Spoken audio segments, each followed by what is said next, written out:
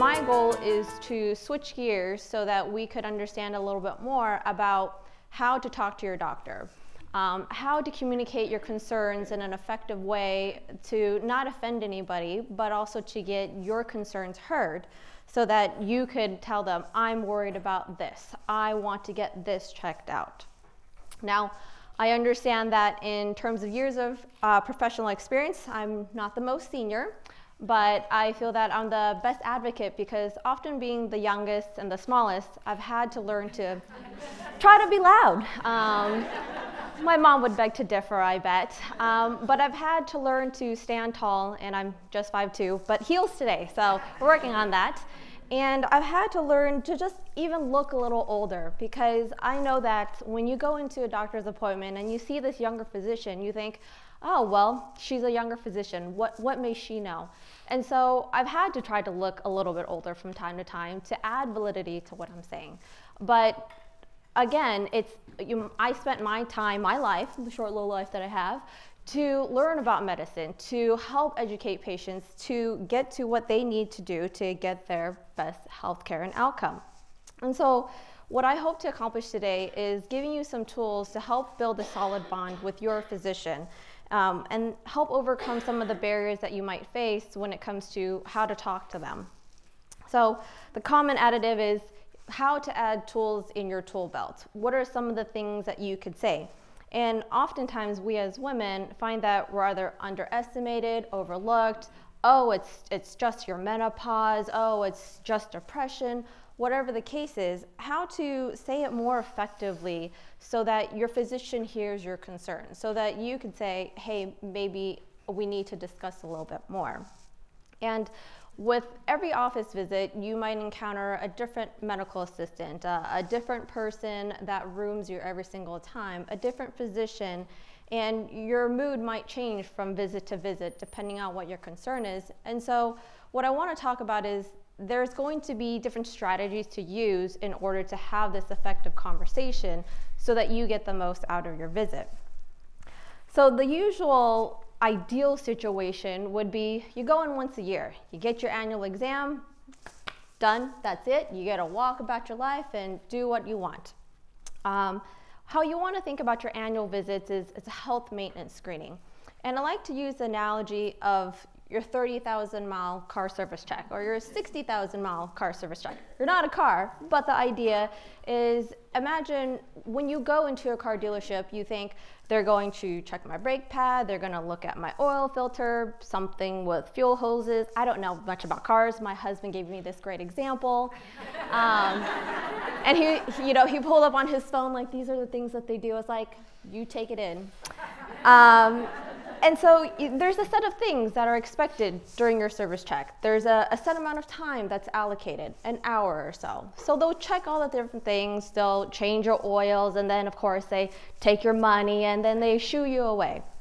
But let's say hypothetically you have this radical teenager that took your car out and decided to back it into a fire hydrant, not my personal experience, or they drove too closely behind a truck and they accidentally got a crack on the windshield. You're going to let them know, say, hey, oh, sorry, don't mind the dent, that was from my kid, or could you take a look at my windshield? I think that maybe I need to get it fixed. And so something to consider is, yes, they'll take a look at it, but given the hour, it may not always be addressed, but it's acknowledged. Same idea as your annual examination. The purpose is to talk about your cancer screenings, which lovely that Dr. Harrington had mentioned.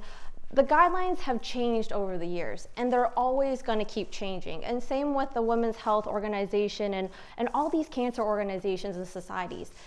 There's always going to be new medicine that happens, which is why we encourage doing your annual examinations should something change along the way. So even a few years back, the recommendation used to be we start pap smears and cervical cancer screening at the age of 18 or 3 years before you start to have sex. Now it starts at the age of 21.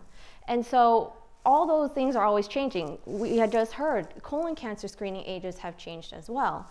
And so part of the annual examination is to hear, has something changed? Am I still up to date? To remove that fear from getting screening for cancer, but also to talk about vaccinations. Should you get the shingles vaccination, the pneumonia vaccination? Should you talk about advanced care planning, which I encourage all my patients to do, no matter what your age, because you never know what might happen. And we always want to respect your wishes in regards to your healthcare. So having that discussion is saying, hey, I want to talk about my living will, or I want to talk about my weight management, are all excellent questions to bring to your annual examination. But anticipate that, you know, we'll listen to your heart, we'll listen to your lungs, and of course, I'm sure every female's favorite part, the pelvic exam, all to be done in 20 minutes. So in this encounter, how do you make the most of your time? How do you try to maximize that 20 minutes?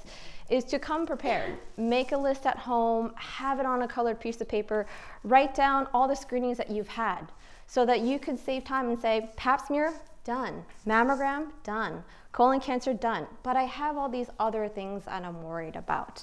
That way, your physicians could make sure that you have everything that you need. Now, back to your car analogy, or my husband's lovely car analogy. So you've driven your car for thousands of miles, your brake pad has worn thin, your windshield wipers are no longer working or not working very well for that matter. And you want to tell your mechanic, you want to tell your car service person, hey, I'm really worried about my windshield wipers. Snowmageddon Part 5 is coming along and I really need them to work. And the mechanic may say, you know, your brake pads look like they're gonna do something funny. I really think that we should address this first. This analogy is used the same way for your acute visits and your chronic visits. Acute being a cold that you recently had, something that just happened that's been problematic for you. Or chronic being your diabetes, your high blood pressure, migraines even, or sexual health for that matter. And so, on average, my only statistics for today, which I'm really sad I should have pulled more statistics, is that on average in a given office visit for a primary care physician, whether it's your primary care physician that's a family medicine doc or internal medicine doc, is about 3.4 concerns. And in a specialty visit, that's about 2 to 4 concerns. So as you can tell, although I say make a list, here's how you're going to utilize this list of concerns that you have.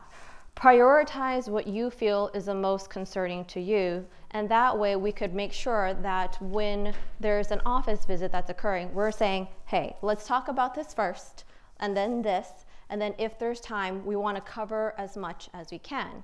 But realistically speaking, let's say you got a whole laundry list of things.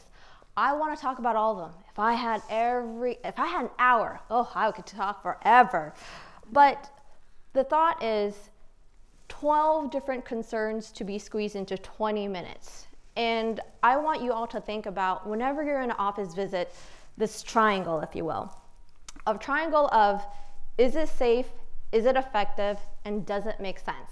If you are worried about your healthcare, ask this treatment. Is this treatment safe? Is this medication safe? Is this intervention safe? Is this medication going to help, or is this treatment going to help? And does it make sense? Because that's, with a discussion for each topic, it'd be very challenging to cover everything in 20 minutes and give you the care that you deserve. So I urge you to make a list, because I think that, again, it'd be most beneficial for everyone. Now, I hear very often, you know, I've been on this medication for years, this medication has worked. I agree, it's worked, that's why you're on it. But my goal, and every physician and medical care person, we took an oath, and our oath is first, do no harm. First, do no harm, and also to make sure everything's safe. And so the thought process with this triangle is to think about, is it safe, is it effective, and does it make sense? Is focusing on the fact that we don't want to do harm, and we want to make sure that this is still the right course for you. Because as you age and as your body changes, the medications could have different effects and it may not be the right course. And so having that open communication could be the most benefit for your healthcare. So as I was talking about the running list, make sure you have a running list so that you can number them and prioritize what's important to you. Now, going on to some phrases that I found over the last, again, short years of my training, for what you could say to your physician, to your medical care provider, in terms of communicating your thoughts. So I wrote these out because I feel like verbatim tends to be helpful, and I know that a few of the audience are taking notes, or you could use your phone. So one of the things that I found that's very powerful when a patient looks me in the eye and says, I am worried about this. I am worried about taking this medication that's going to cause me to have diarrhea. I am worried about this cancer screening, finding cancer. Could you tell me a little bit more about why I should do this or why we shouldn't do this? Another great way of wording your concerns is, well, if I choose not to do this atorvastatin or Crestor, what is the impact that it's going to have short term? What is the impact should I choose not to take Fosamax, which is medication for osteoporosis? How is that going to impact my life 10 years down the line? Now, tell me a little bit more about why you think it's pneumonia, bronchitis, ear infection, because that way you could figure out what other signs are they looking out for? What are the signs that I should be looking out for to say, maybe it's not this? And of course, occasionally it's going to be, what are my affordable options? Those inhalers, I have seen so many patients flee to Canada just to get an inhaler.